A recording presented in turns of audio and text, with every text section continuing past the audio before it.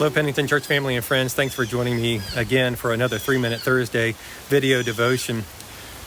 Today, I want to talk about two things: fear and the resurrection of Jesus from the dead. And you may be asking yourself, what do those two things have to do with each other? Fear is something that all humans share. Every one of us has experienced fear of one sort or another. I'm recording outside today, and you may not be able to see it, but in the background, there are some very dark clouds rolling in, and it seems like the sunshine has been banished forever.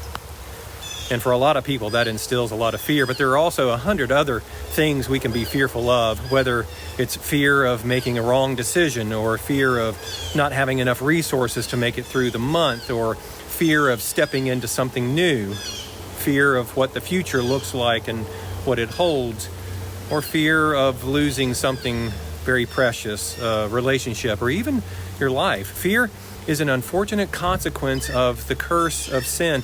It's not part of what it means to be human, but it is certainly part of the human experience.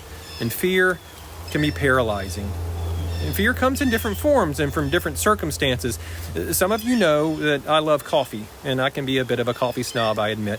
But as I always say, life's too short to drink bad coffee, which you won't find in the Bible, but it's also something that's true.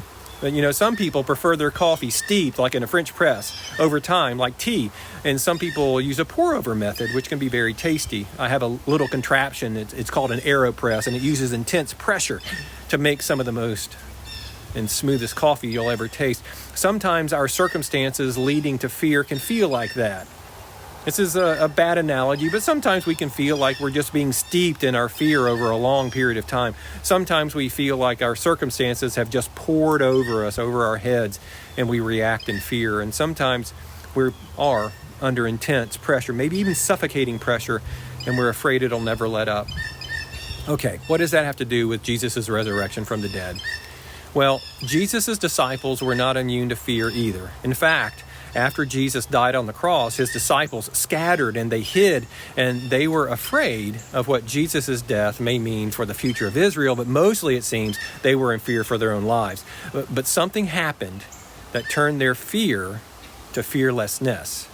The Apostle John tells us in John 20, verse 19, on the evening of that day, the first day of the week, the doors being locked where the disciples were for fear of the Jews, Jesus came and stood among them and said to them, "Peace be with you." Now, on the day Jesus rose from the dead, the disciples had heard some of the reports from some of the women that they had seen the resurrected Christ, but his disciples didn't yet believe them, so they were hiding. They were behind locked doors, fearing for their own lives, thinking they were certainly going to be next to be killed because they had been followers of Jesus. And this wasn't just an imagined fear. It wasn't all just in their heads. Their lives very well could have been in danger from those who wanted to squash once and for all anything and anyone having to do with Jesus. But John tells us that in the midst of their fear, Jesus came and stood in their midst. They didn't have to go out and seek him, because after all, they thought he was dead. But true to how God has been from the very beginning, he came to them. And the first thing Jesus did was to say, "Peace be with you." And because Jesus was in their midst, risen and alive, now everything ever promised by God for the redemption of the world was known to be true. So the disciples' circumstances hadn't changed. In fact, every one of them, with the exception of John, would lose their lives because of their faith, trust, and belief in Jesus. But what did begin to change was the way they viewed their circumstances in light of the reality of the risen Christ. Their circumstances didn't go away, but their fear did. Now, until the day of Pentecost, their fear gradually became fearlessness because Jesus is alive, and they look to him rather than anything else.